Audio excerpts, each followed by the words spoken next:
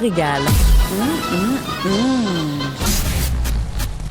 Alors, mesdames et messieurs, allez, 1, 2, 1, 2, 1, 2. Faites un peu de l'exercice. Là. Il faut se préparer parce que dans quelques jours, peut-être, les GI et la US Marine va débarquer dans les rues de Saint-Cyril de Wendover. Ça va être laid. À Flin Flon aussi, ça va être laid. C'est épouvantable. On va en parler. Comment on va pouvoir se... Bon, on fait rien. On n'est pas en forme, là, eux autres, au Canada. On n'est pas habitués de se battre. Là. Quand tu vois l'armée canadienne sur des publicités, quand tu vas au cinéma, ils creusent tout le temps des puits. Là. Ils creusent des puits. Ils aident les mémés à traverser la rue. Puis, c'est comme les scouts. Tu sais? On ne voit jamais entrer en guerre, puis tout ça, les tabarnouches, là, contre la première puissance mondiale. Alors, qu'est-ce qu'on va faire?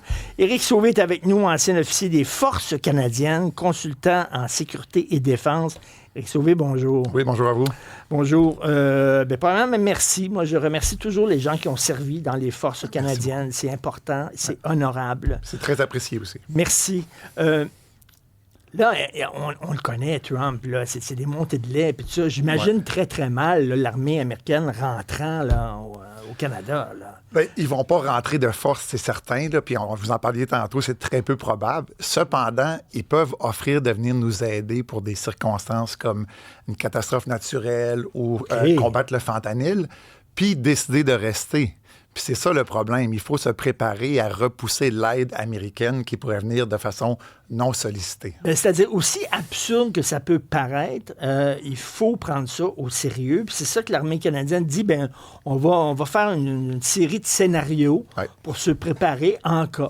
Bien, il faut le prendre au sérieux. Puis l'armée canadienne fait des scénarios comme ça en tout temps. Là, c'est sûr que c'est une nouvelle menace, puis il n'y avait pas de scénario, mais on fait des plans de contingence. Comme quand j'étais en Afghanistan, on faisait des plans de contingence à tous les jours. Si le gouverneur meurt, si les talibans reprennent le pouvoir, etc. Ça n'arrivera pas, mais si ça arrive, on a un plan à dépoussiérer. Ah oui. C'est la même chose que l'armée a fait. Pour être préparé, là, pour pas improviser quand ça arrive. C'est ça, puis c'est probablement pas un plan détaillé à ce moment-ci, c'est plus un plan général. Puis comme il mentionnait, on va peut-être tenir 2 à 4 jours, mais après ça serait une guerre asymétrique pour repousser, dans le fond, l'invasion américaine. Mais encore une fois, c'est des plans de contingence qui vont rester sur une tablette pendant très, très longtemps. C'est ça qu'on appelle en anglais des war games? Des war games, c'est quand on les pratique par la suite. Fait que quand on fait un plan, après ça, on le met sur un tableau, puis là, on fait avancer des troupes, puis on fait avancer nos troupes. Ça, c'est un jeu de guerre. Mais ça commence par un plan pas très détaillé, puis ensuite de ça devient très détaillé avec des plans de logistique et tout pour faire avancer nos Éric Sauvé, vous avez publié ces derniers jours des textes super intéressants sur nos relations avec les États-Unis. Entre autres, vous dites, ça, politiquement, pour Donald Trump, ça n'a pas de maudit bon sens d'annexer le Canada aux États-Unis parce que on est pas mal plus à gauche que les Américains. Ça veut dire qu'il va donner la victoire aux démocrates aux prochaines élections aussi. C'est très mauvais pour les républicains parce qu'on est très progressiste, on est de gauche. Oui. On est la plus grande masse. Dans le fond, on est plus grand que les 50 États américains réunis ensemble. On a une population plus grande que la Californie, qui est la plus grande population en État. Fait qu'en termes de poids politique, on va très probablement démocrate.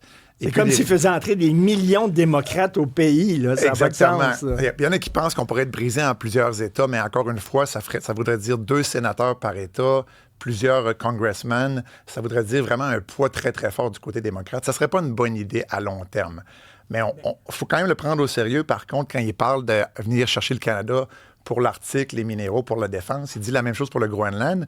Les Groenlandais ne le prenaient pas au sérieux, puis là, ils commencent à trouver que la soupe est chaude un peu. Là. L'Alberta, on sait, il y a des séparatistes en Alberta, il y en a au Québec, on va peut-être avoir un référendum sur la souveraineté. Ouais. Lui, ça ferait peut-être son affaire que 2 provinces se séparent du Canada, puis c'est plus facile de mettre la main sur une province isolée. Bien, lui et les Russes aiment bien diviser pour régner. Fait que les Russes sont en train de financer justement des groupes comme ça où ils propagent des idées pour aider les groupes séparatistes. Dans le fond, quand ça divise, on se retourne puis on se demande si on veut vraiment rester Canadien. Puis là, j'ai entendu d'entrée de jeu qu'il y a des Canadiens qui disent « J'aimerais ça être Américain, mais on ne deviendra pas Américain du jour au lendemain. On va devenir le Porto Rico du Nord. » là. C'est-à-dire qu'on n'aura pas le droit de vote. C'est ça. C'est quoi le Porto Rico? Le Porto Rico, c'est un protectorat. Oui, exactement. C'est quoi un protectorat? Le protectorat, c'est un territoire qui est américain. Ça appartient aux Américains.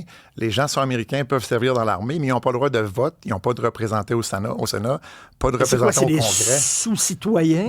quoi? C'est des citoyens de deuxième classe, justement. Puis on l'a vu quand il y a eu le rallye aux États-Unis, puis on dit que c'était une île flottante de déchets. Ben oui. Puis personne n'a pris la peine de les corriger. Puis c'est un peu comme ça qu'ils traitent leur protectorat. Puis il y avait des relents racistes, évidemment, dans cette Mais les remarque-là. Portoricains, est-ce qu'ils ont des élections à l'interne? Ils ont une constitution eux-mêmes, ils ont un genre de congrès, mais ça peut être défait n'importe quand à partir de Washington. Puis ils n'ont pas de droit au chapitre Donc, ils de n'ont Washington. aucune voix démocratique. Ils sont pas maîtres de leur destin. Non, exactement. Les Portoricains. Puis j'ai pris Porto Rico, mais il y a Guam aussi, il y a les îles Samoa, il y a les îles Vierges américaines. Il y a plein d'exemples comme ça.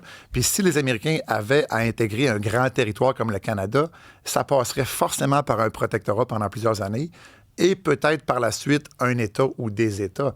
Mais encore là, ça va être le calcul qui va être fait à Washington, pas ici. Mais pas ici au pour Canada. faire du Canada un protectorat, c'est intéressant. Là. Pour faire du Canada un protectorat, ça prend l'aval du Parlement canadien ou quoi? Ou on peut le faire de force? Pas si on le fait de force. Pas si les Américains viennent nous aider pour le fentanyl ou nous aider pour une catastrophe. Ils décident de rester sur place, puis après ça, on C'est comme la visite qui part pas, ça. C'est exactement la visite. On garde ça pendant 3 jours. Après ça sent le poisson. Là. Mais là, on va être pris avec de la visite qui va rester là. Ça peut se faire en Arctique, ça peut se faire dans le Sud. Puis il n'y a aucune chance qu'on puisse les repousser. Surtout en Arctique. C'est pour ça qu'on dit qu'il faut occuper notre nord pour que les Américains ne prennent pas pied, puis qu'on dise après ça, ou les Américains, ou les Russes, ou les Chinois, puis qu'on dise il y a une force qui est là, puis on ne peut plus les déloger. On comprend pourquoi les Américains veulent mettre la main sur le Groenland, Ouais. mais j'en parlais à notre recherchiste Maximus Sayer, puis il disait, mais pourquoi l'Europe tient à tout prix à ce que le Groenland appartienne à l'Europe? Bien, parce que c'est une première étape vers d'autres choses. C'est-à-dire que le Groenland appartient au Danemark, puis avec l'article 5 de l'OTAN, si tu t'attaques à un pays de l'OTAN, dans le fond, tu t'attaques à tout le monde. Là, ça vient de l'interne. On ne peut pas laisser faire ça, parce qu'après ça, c'est quoi la prochaine étape? C'est peut-être le Canada, justement.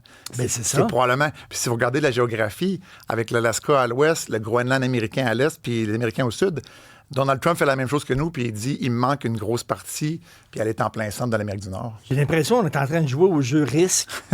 C'est une analogie que j'ai vue beaucoup récemment. Ben oui. Puis le Groenland, dans risque, est comme disproportionné, parce que sur les cartes, il a l'air gros. Puis j'ai entendu aujourd'hui que Trump pense vraiment que le Groenland est gros comme l'Afrique à cause de la carte de Mercator, je crois qu'il est disproportionné. Fait qu'il s'imagine qu'il y a une plus grosse masse. Il va obtenir une plus grosse masse que qu'est-ce que c'est en réalité si on prend un globe terrestre. Et quand M. Carney à Davos dit on assiste à une rupture, il y a un nouvel ordre du monde qui est en train de se créer, est-ce que vous êtes d'accord avec ça? Bien, le terme nouvel ordre mondial, je pense que vous en avez parlé tout à l'heure, du côté de la droite radicale, ça a un certain sens, mais ce que Carney dit, c'est que la situation a changé. C'est un peu ce que les forces armées disent aussi, c'est maintenant la menace, elle est différente. C'est plus seulement la Russie, la Chine, les États terroristes, l'Iran, la Corée du Nord. Peut-être que les Américains pourraient poser une menace à notre souveraineté.